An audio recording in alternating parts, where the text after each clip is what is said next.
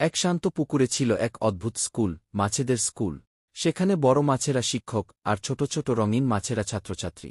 একদিন পুকুরে এলো নতুন এক ছোট মাছ, নাম তার টিকলি। টিকলি ছিল দুষ্টু আর সবসময় খেলাধুলায় ব্যস্ত।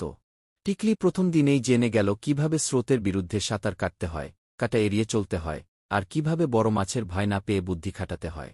একদিন পুকুরে জাল ফেলা হল। জেলেরা ফেলে রেখেছিল। সব মাছ ভয় পেয়ে গেল। কেউই বুঝে উঠতে পারছিল না কি করা উচিত। সবার আগে টিকলিই বলল, চলো সবাই মিলে একসাথে জালের নিচ দিয়ে সাঁতার কাটি আর কাটার ঝোপে লুকিয়ে পড়ি। সবাই টিকলির কথা শুনে কাজ করল। জেলেরা ফিরে এসে দেখল জালে কিছুই নেই।